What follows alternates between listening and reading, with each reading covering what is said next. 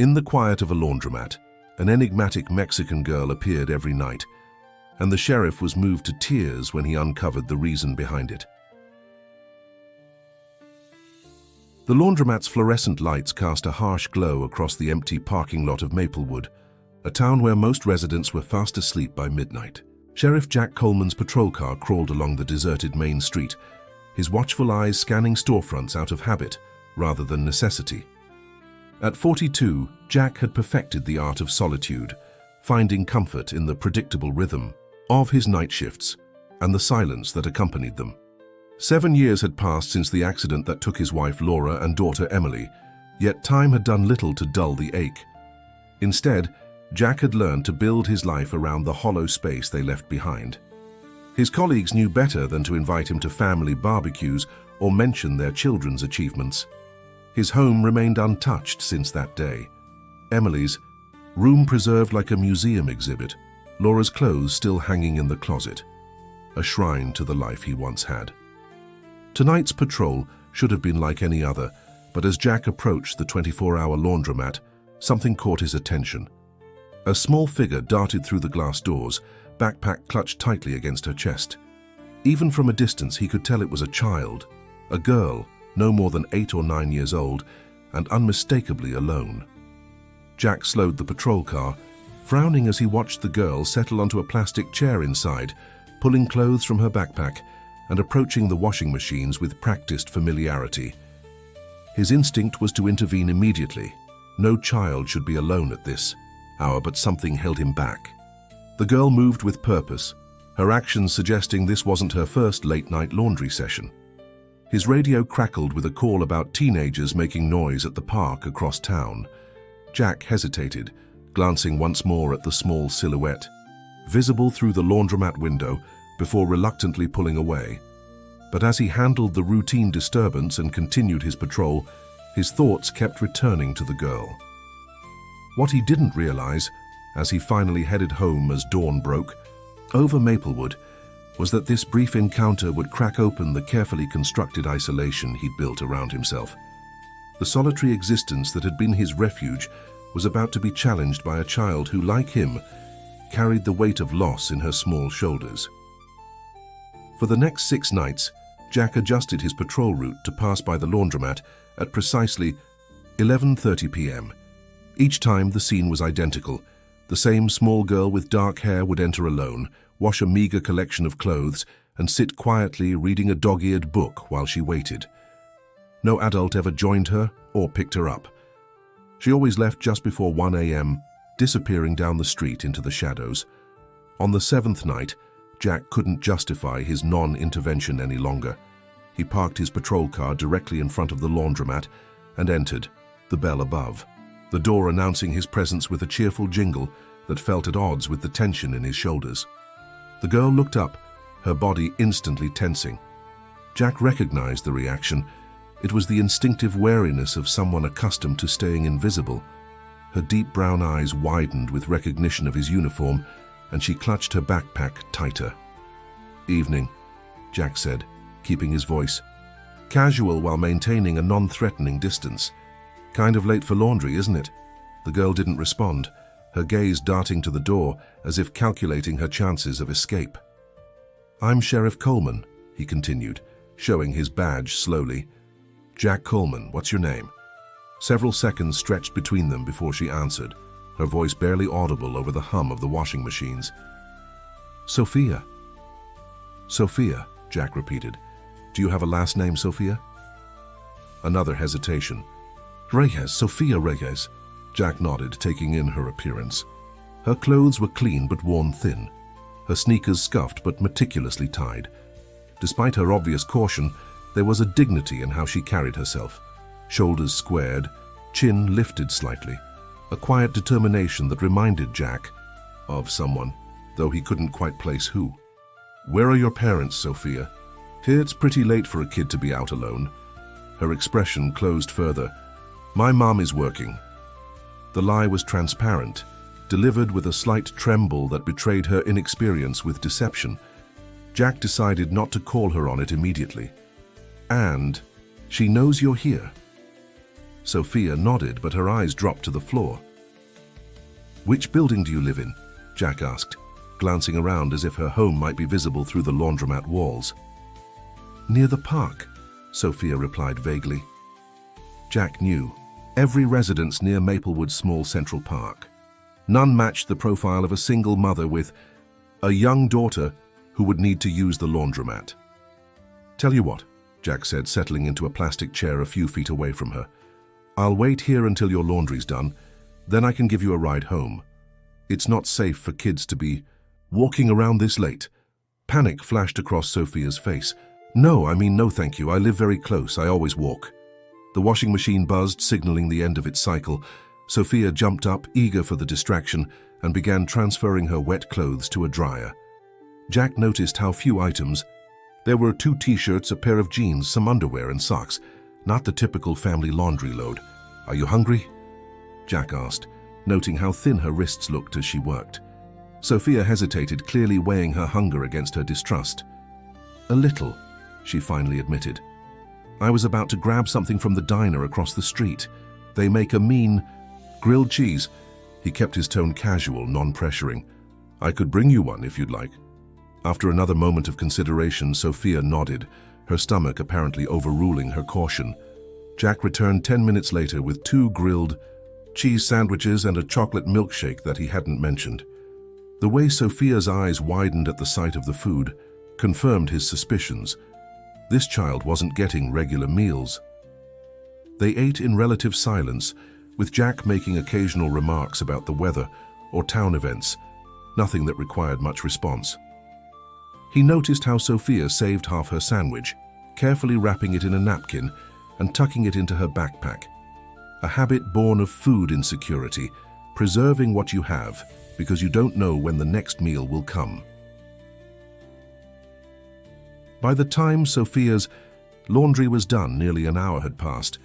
Jack had learned very little from her beyond her name and the fact that she attended Maplewood Elementary, or had until recently. When he asked about her teacher, Sophia mentioned Mrs. Patterson, who had retired last spring. She hadn't been in school since. As Sophia folded her clean clothes with careful precision, Jack made a decision. "Sophia, I don't think you live near the park," he said gently, "and I don't think your mom is working tonight." The girl froze, her small hands clutching a faded t-shirt. "I'm not going to make you tell me anything you don't want to," Jack continued. "But I need to know you're safe, so I'm going to drive you home wherever that is." Sophia's eyes filled with tears that she stubbornly blinked away. "I can't." "Can't tell me, or can't go home?" "Both," she whispered.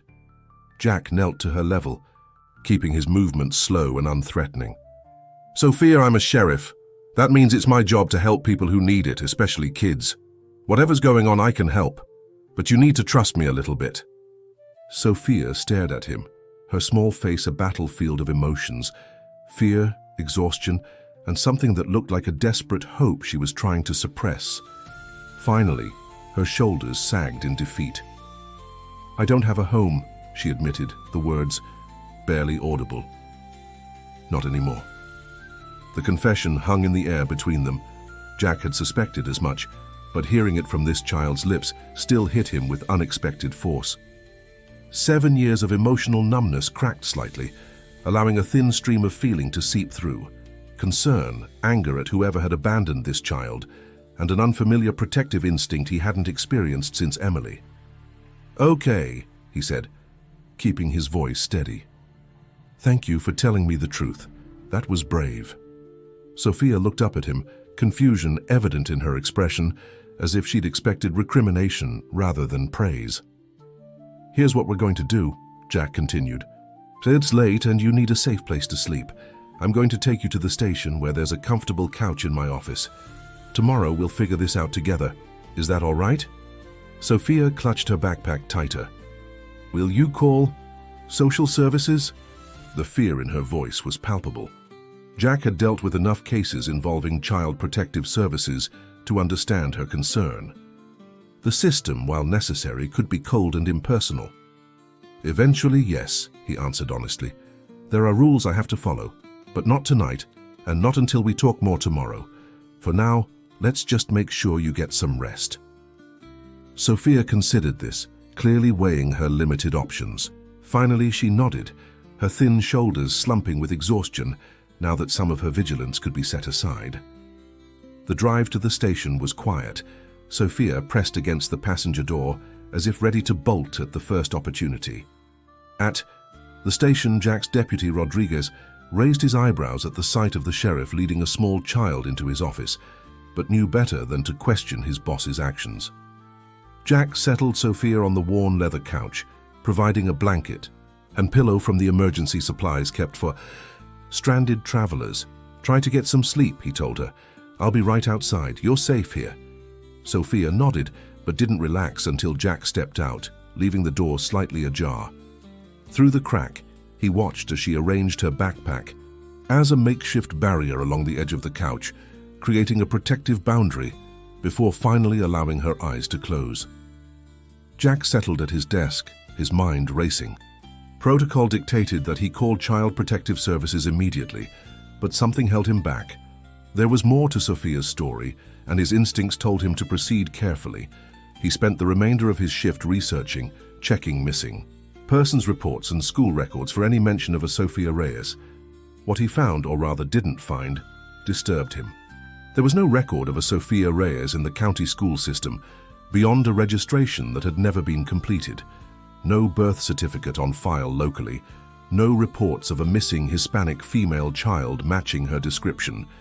It was as if Sophia existed only in this moment, without a documented past or future.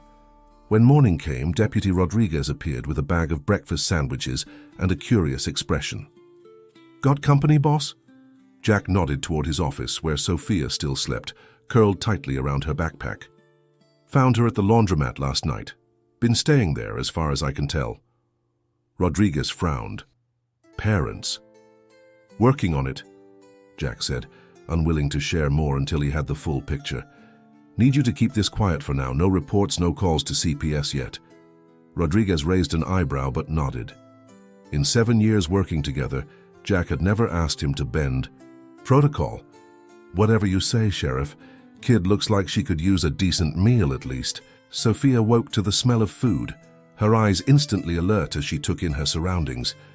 Jack watched the moment of confusion and fear before recognition dawned in her eyes. "Morning," he said, holding out a breakfast sandwich. "Hungry?" Sophia nodded, accepting the food with murmured thanks. She ate methodically, taking small, careful bites as if to make the meal last. When she finished, she wiped her hands on a napkin and looked up at Jack with wary expectation. "Sophia," he began, gently, "I need you to tell me what happened. Where are your parents? How long have you been staying at the laundromat?" The girl stared down at her hands, her dark hair falling forward to shield her face. For a moment, Jack thought she might retreat into silence again. But then she spoke, her voice steady despite its softness. "My mom died," she said simply. 3 weeks ago. At the hospital." Jack felt a pang of empathy sharper than anything he'd allowed himself to feel in years. "I'm sorry," he said, meaning it. "And your father?" Sophia shook her head. "Never met him. Mom said he stayed in Mexico when we came here." "How long have you been in Maplewood?" 2 years, Sophia answered. "Mom worked cleaning houses for rich people. We had an apartment, but then she got sick and we couldn't pay rent anymore." She paused, twisting a loose thread on her sleeve. "We were staying at the shelter, but then she went to the hospital and never came back." "Why didn't you tell someone?" "At the shelter?" Jack asked, keeping his tone free of judgment. Sophia's expression grew guarded. "Mom always said we had to be careful, that if people knew we were alone, they might send me back to Mexico. She said I was born here, so I'm American, but we don't have papers to prove it." Jack began to understand the complexity of the situation. Undocumented immigrants often lived in the shadows, especially in small communities like Maplewood. Sophia's mother had likely avoided official systems out of fear of deportation. Now her daughter was doing the same, navigating a dangerous world alone rather than risk being sent to a country she might not even remember. "Where have you been sleeping?" Jack asked. "Different places," Sophia said vaguely. "The laundromat, Ga's warm, and the park has bathrooms where I can wash up. Jack tried to keep his expression neutral, but the thought of this child sleeping on park benches and laundromat chairs for weeks made his chest tight with an unfamiliar ache. How have you been getting food? I had some money Mom saved, Sophia explained. But it's almost gone now. The lady at the bakery gives me day-old bread sometimes if I help sweep up. The picture forming in Jack's mind was both heartbreaking and impressive. A resilient child creating systems for survival after experiencing a loss that would devastate most adults. He recognized in Sophia's practical approach to her crisis something he'd seen in his own mirror for 7 years. The fundamental drive to keep going, one day at a time, even when the future seemed impossible to face. Sophia, Jack said carefully, I need to make some calls. There are people whose job it is to help kids in situations like yours. Fear flashed in her eyes. They'll send me away. Not necessarily, Jack replied, though he couldn't make promises he wasn't sure he could keep. But you can't keep living like this. It's not safe, and it's not what your mum would want for you. At the mention of her mother, Sophia's composure finally cracked. Tears spilled down her cheeks and her small body shook with the force of suppressed sobs. She told me to be brave, she whispered, but I don't know what to do anymore. Something long dormant stirred in Jack's chest, an instinct to protect, to comfort. Before he could second-guess himself, he moved to sit beside Sophia on the couch, hesitantly placing a hand on her shoulder. To his surprise, she turned and buried her face against his uniform, her tears soaking through the fabric to the skin beneath. Jack tentatively wrapped an arm around her trembling shoulders, the gesture feeling both foreign and somehow familiar, like a language once known but long forgotten. As Sophia's grief poured out in waves that shook her small frame, Jack found himself whispering the same reassurances he'd once offered Emily during thunderstorms or after nightmares. It's okay. You're not alone. I'm right here. When Sophia's tears finally subsided, Jack made a decision that surprised even himself. Listen, he said, I need to make those calls, but I'm not going to let anyone take you somewhere you'll be scared. For now, you can stay at my house. It's just me there, but there's a spare room and it's a lot more comfortable than the laundromat. Sophia looked up, suspicion warring with hope on her tear-streaked face. Really? Really, Jack confirmed, wondering even as he spoke if he was making a promise he shouldn't keep. But the alternative, turning this child over to a system that might further traumatize her, felt impossible in that moment. That afternoon, Jack took Sophia to his house, a modest 2-bedroom bungalow that he'd maintained in pristine condition, despite having little emotional attachment to it since the accident.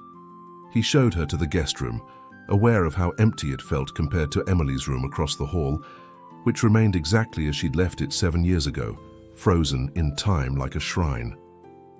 You can put your things in the dresser, Jack said awkwardly, realizing how few belongings Sophia actually had. Bathrooms down the hall, kitchen's always open if you get hungry. Sophia nodded, taking in her surroundings with wide eyes. She ran her fingers along the clean bedspread, as if testing whether it was real. I need to make some phone calls, Jack continued. Work stuff, make yourself at home, okay? Once alone in his study, Jack called Maggie Thornton, the county's most experienced social worker, and someone he'd worked with on numerous cases over the years. He explained Sophia's situation, including her mother's undocumented status and recent death. Legally, I should have called you immediately, Jack admitted. But you didn't, Maggie noted, her tone more curious than accusatory. Why? Jack struggled to articulate his reasoning. She's been through enough trauma already. Losing her mother, living on the streets. I couldn't bear to see her face more uncertainty tonight. There was a pause on the line. Jack Coleman, Maggie finally said, in all the years I've known you, I've never heard you speak like this about a case. This isn't just a case, Jack replied, surprising himself with the conviction in his voice. No, Maggie agreed thoughtfully. I don't think it is. Look, I need to report this officially, but I'll come by tomorrow to assess the situation myself. Before involving the state, given her particular circumstance and age, finding her mother's documentation will be crucial. I'll need to contact the hospital where her mother died."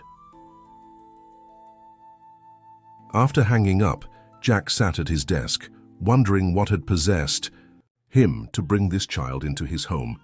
For 7 years, he'd maintained a careful emotional distance from everyone, especially children. Yet something about Sophia's quiet resilience had breached his defenses. He found her in the kitchen, standing on tiptoes to examine the sparse contents of his refrigerator. "Not much in there, I'm afraid," Jack said, startling her. "I usually eat at the diner." Sophia quickly stepped back, closing the refrigerator door. "Sorry." "No need to apologize. You're welcome to anything you find, though we should probably go grocery shopping if you're going to stay here for a bit." The trip to the local supermarket was a revelation for Jack. Sophia approached food selection with the seriousness of someone who had learned its value the hard way. She hesitated to put anything in the cart without checking the price first, and showed preference for practical items over treats. Jack found himself insisting she choose some things just because she wanted them, not because they were necessary. "What about these?" he asked, holding up a box of cookies Emily had once favored. Sophia looked at the cookies, then at Jack, her expression conflicted. "They're expensive." "It's okay," Jack assured her. "We're celebrating your first night not sleeping in a laundromat." A tiny smile appeared on Sophia's face, the first Jack had seen, as she nodded her agreement. That evening, as they prepared a simple dinner together, Jack was struck by how quickly Sophia adapted to his kitchen, finding plates and utensils without being told where. They were setting the table with careful precision. It was as if she was determined to prove her usefulness, to earn her place. "You don't have to do all that," Jack said, as she wiped down the counter after the meal. Sophia paused, dish towel in hand. "My mum always said we should leave things better than we found them." The simple statement hit Jack with unexpected force. It was exactly the kind of practical philosophy his own wife Laura had lived by, finding dignity in doing small things well, in caring for spaces and people with attention and respect. "Your mum sounds like she was very wise," Jack said, his voice rougher than he intended. Sophia nodded, her eyes growing distant. She was. She always knew what to do, even when things were hard. She paused, twisting the dish towel between her hands. "I miss her a lot." "I know," Jack said quietly. "I miss people too." Sophia looked at him curiously. "Who do you miss?" The question was direct, in the way only children can be. Jack hesitated, unaccustomed to discussing his loss with anyone. But something about Sophia's own openness about her grief made it possible for him to answer. "My wife, Laura, and my daughter, Emily, they died in a car accident 7 years ago." Sophia's eyes widened with recognition of shared experience. "That's why you have a sad room across from mine?" Jack stared at her, startled. "What do you mean?" "I looked in the other bedroom," Sophia admitted. "It has girl stuff, but it feels sad, like no one plays there anymore." The observation was so accurate it made Jack's chest ache. Emily's room had indeed become a sad room, preserved but unlived, a monument to loss, rather than a celebration of the life it once contained. "Emily was a few years older than you when she died," Jack found himself saying. "She would be 17 now." Sophia digested this information with a thoughtful expression. "Do you think she would mind me staying in your house?" The question caught Jack off guard. He'd never considered what Emily might think of his life choices since her death. Not his withdrawal from friends and colleagues, not his refusal to move forward. "I think," he said slowly, "she would be glad someone was using the guest room. It was always meant for visitors." Sophia seemed satisfied with this answer.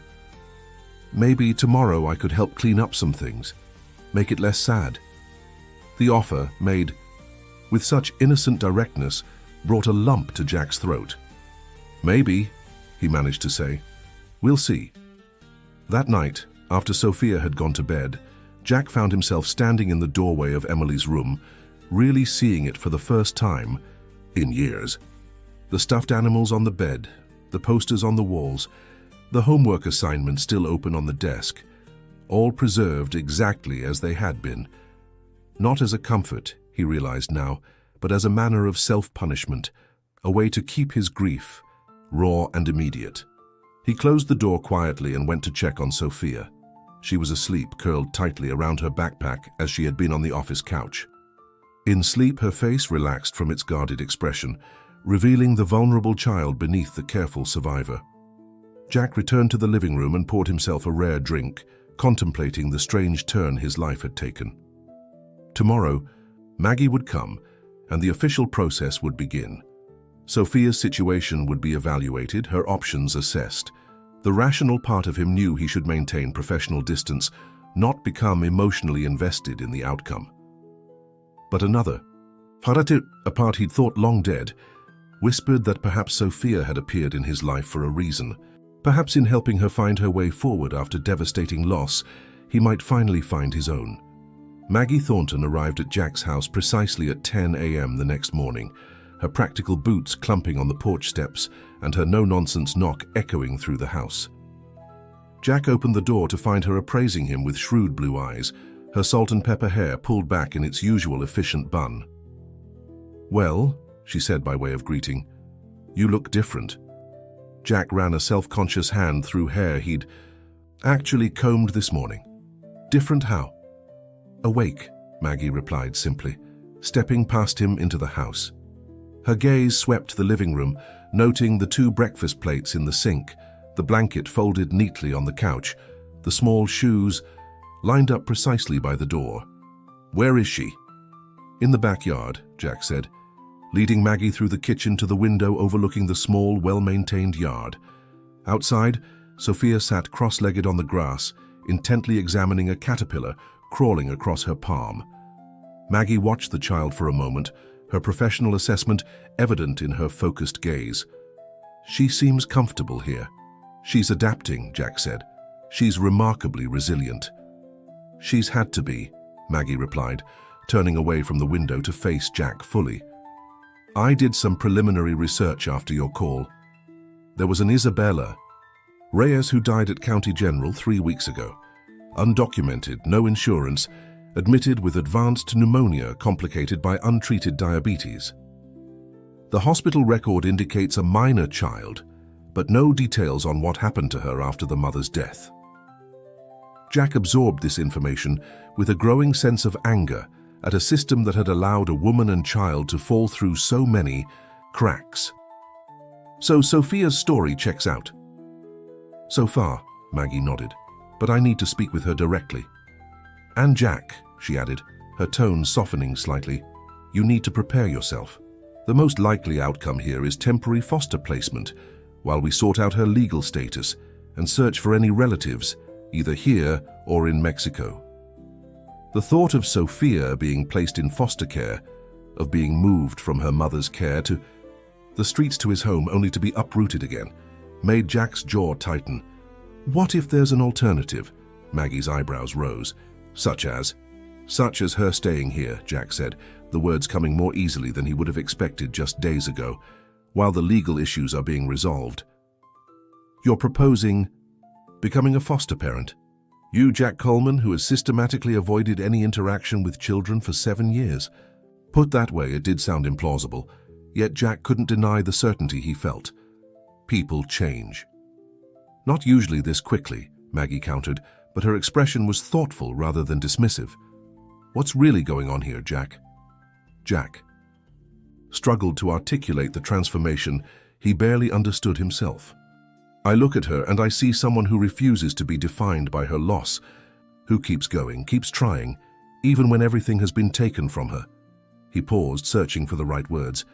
"She reminded me of something I'd forgotten, that there are ways to honor those we've lost, besides just keeping their memory preserved in amber." Maggie studied him, decades of experience in reading people evident in her gaze. "You know it wouldn't be easy," she said finally. "Becoming a foster parent involves home studies, background checks, training courses, and Sophia has specific needs, potential. Immigration issues, grief counseling, educational catching up." "I understand that," Jack said, "but I'm willing to do whatever it takes." Maggie's expression softened. "You know what? I actually believe you. But," she continued, raising a hand to forestall his relief, This isn't just about what you want, it's about what's best for Sophia, and that means I need to talk to her, alone, to assess her welfare and wishes. Jack nodded, accepting this condition. He called Sophia in from the backyard, introducing her to Maggie with a reassurance that she was there to help. Sophia regarded the social worker with obvious wariness, but agreed to speak with her privately in the living room, while Jack waited in the kitchen, close enough to provide security, but far enough to give them privacy. Through the partially open, he could hear Maggie's gentle questioning and Sophia's initially hesitant, then increasingly confident responses.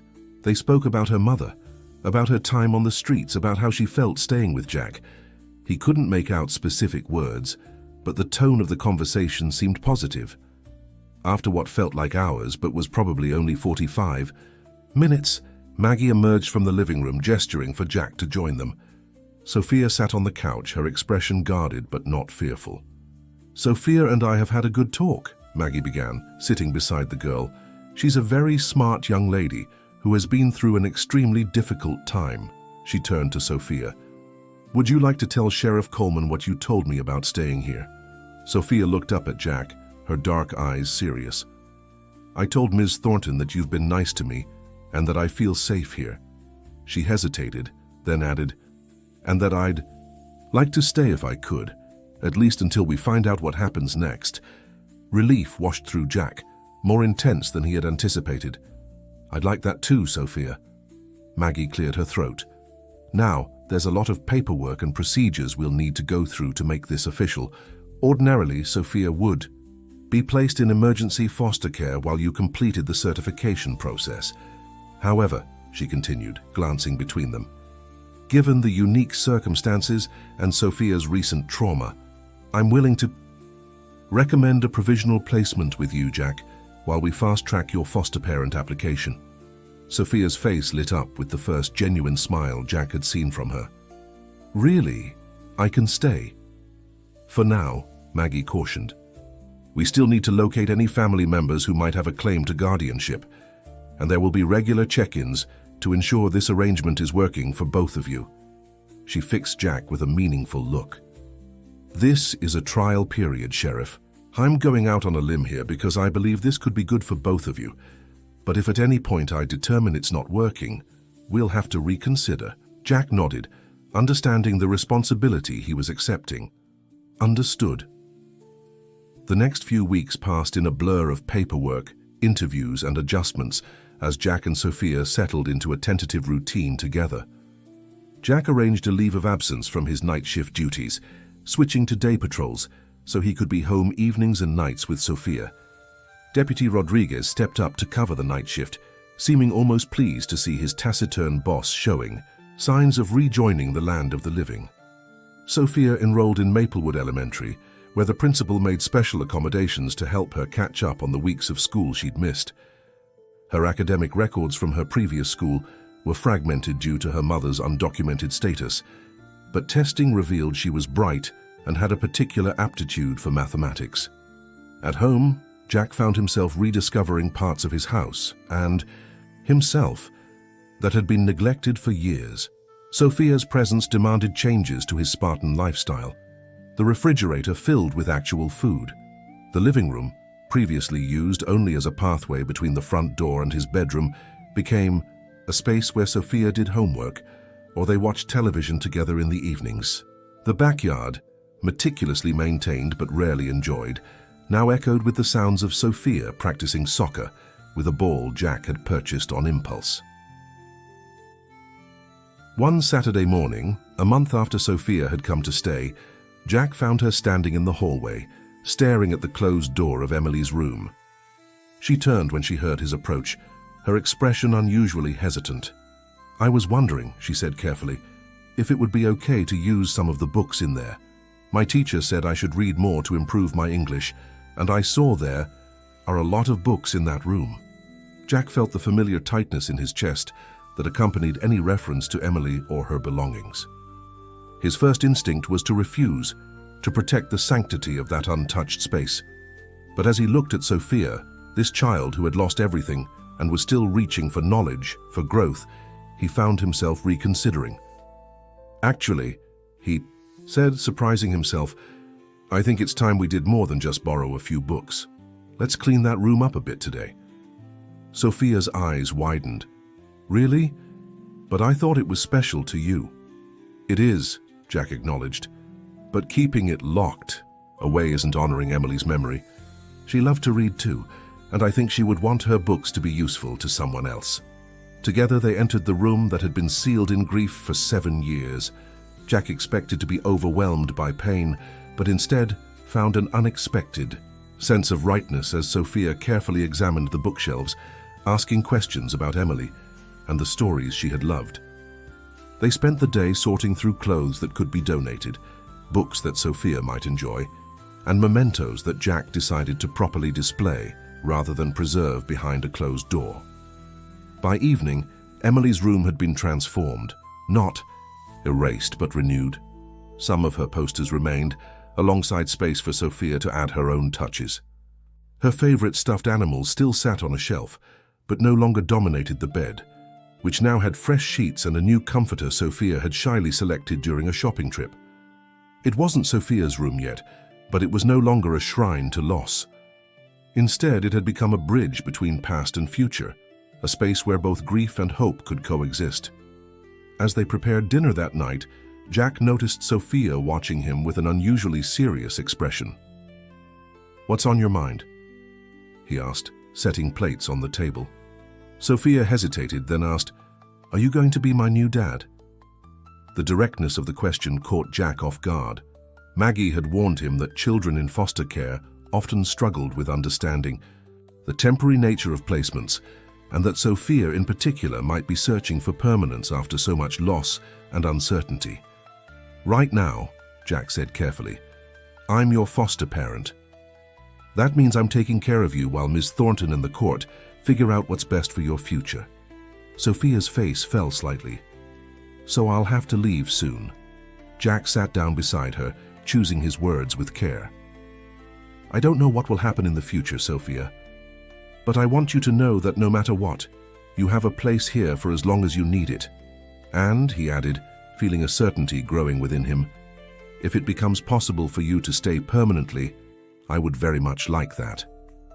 Sophia studied his face, as if searching for signs of insincerity. "Really? Even though I'm not Emily?"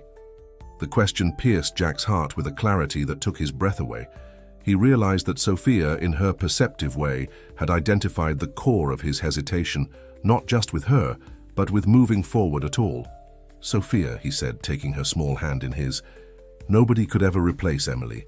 She was my daughter, and I will always love her." He paused, making sure she was really hearing him. "But that doesn't mean there isn't room in my life to love someone else, too. The heart doesn't work that way, it can expand." Sophia considered this with the seriousness she brought to all important matters.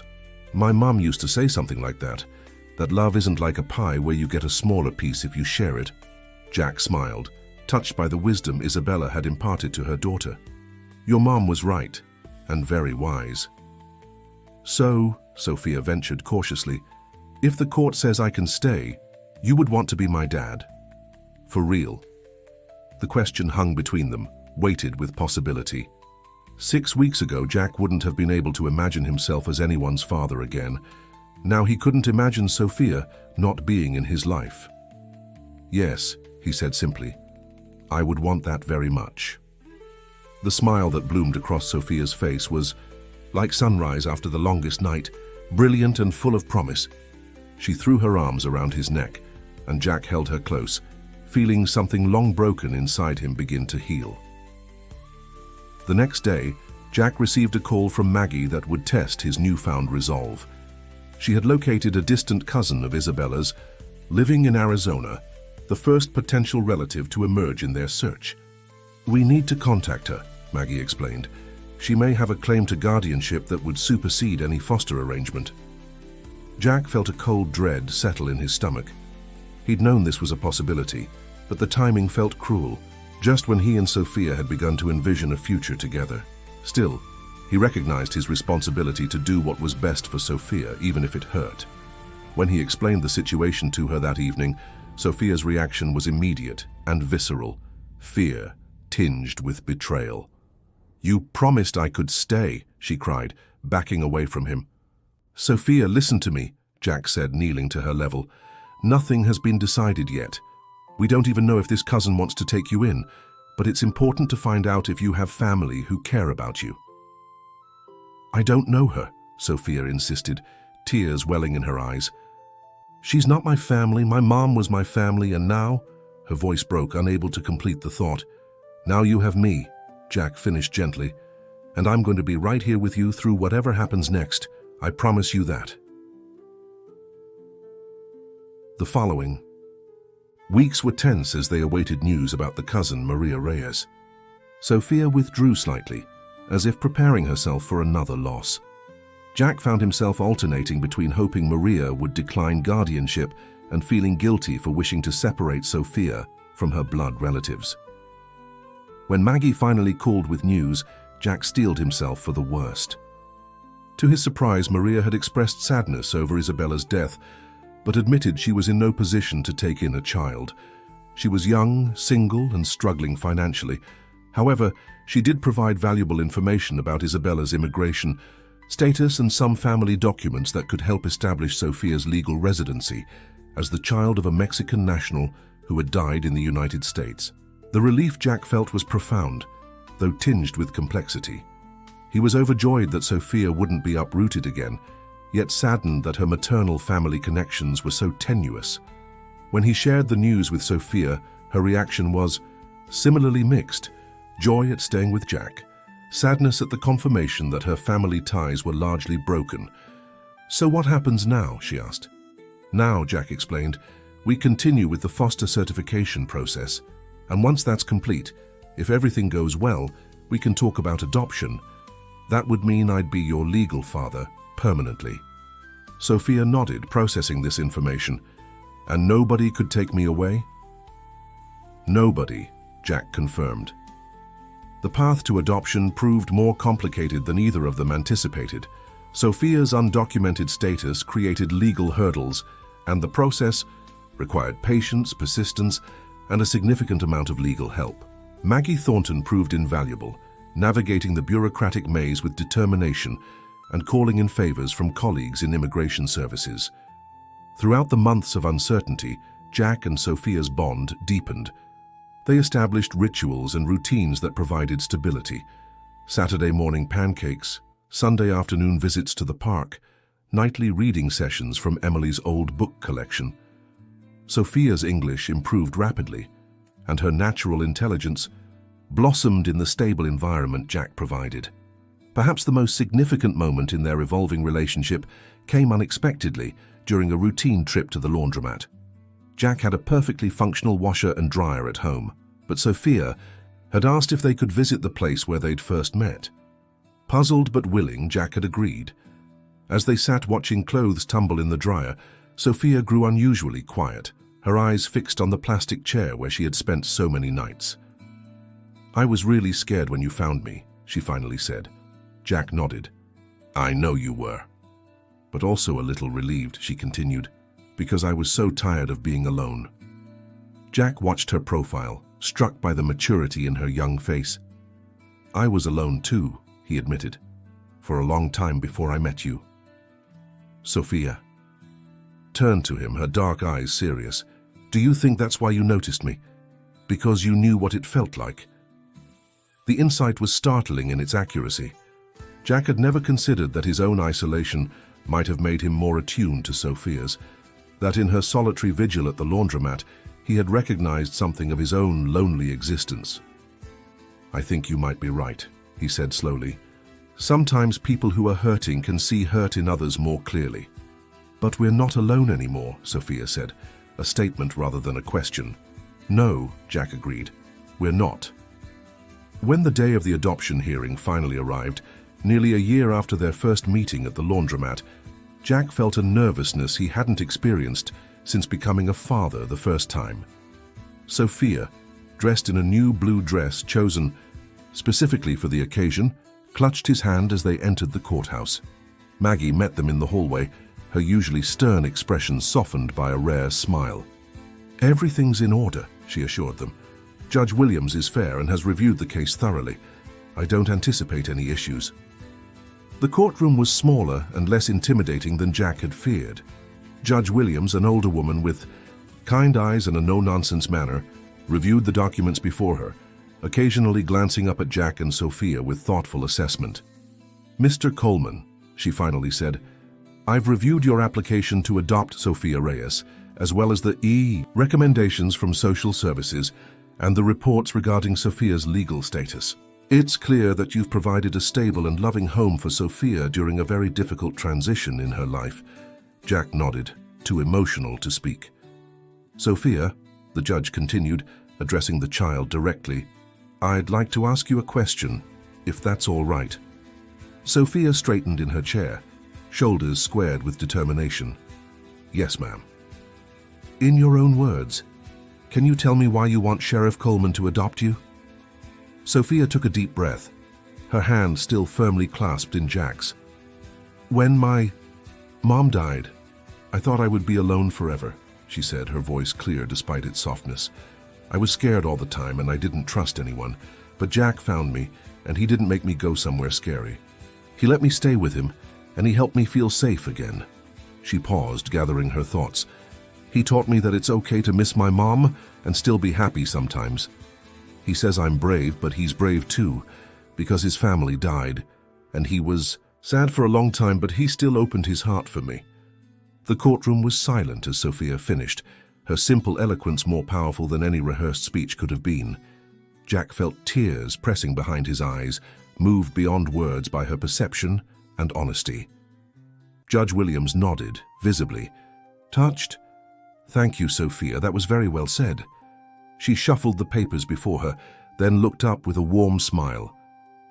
"Based on all the evidence and testimony presented, I find it in Sophia's best interest to grant this adoption. From this day forward, Sophia Reyes will be legally known as Sophia Reyes Coleman, with all the rights and privileges of a natural-born child of Jack Coleman." The gavel struck, making the decision official, but Jack barely heard it over the rushing in his ears. Sophia launched herself into his arms, and he held her tightly, overcome with a joy he had thought he would never feel again. The evening after the adoption, Jack and Sophia sat on the back porch of their home, watching fireflies emerge. In the twilight, Sophia had changed from her formal court dress into comfortable clothes, and Jack had ordered pizza to celebrate, a rare treat that had become their unofficial special occasion meal. "So," Sophia said, between bites of pepperoni pizza, "I'm Sophia Coleman now." "Sophia Reyes Coleman," Jack corrected gently. "We kept your mom's. A name is your middle name, remember? That way you always carry both of us with you." Sophia nodded, pleased with this reminder. "Do I have to call you Dad now?" she asked, suddenly hesitant.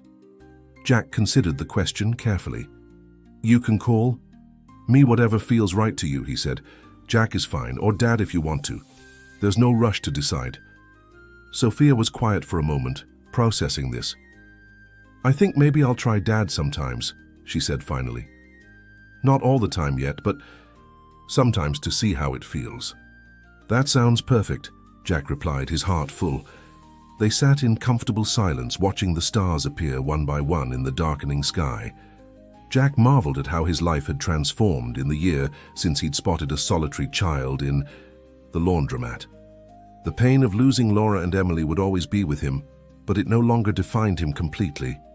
Alongside that old grief now grew something new and hopeful, a second chance at family, at connection, at purpose.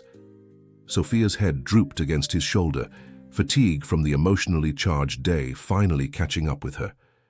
Jack put his arm around her, thinking of how this small person had broken through the walls he'd built around his heart, teaching him that the most profound act of love for those he'd lost wasn't preserving their memory in perfect, painful stasis, but rather living fully in their honor. "Dad?" Sophia murmured, the word still new and experimental on her lips. "Yes," Jack answered, the familiar title filling him with warmth. "Can we go to the laundromat tomorrow?" The request surprised him. "We don't have laundry to do.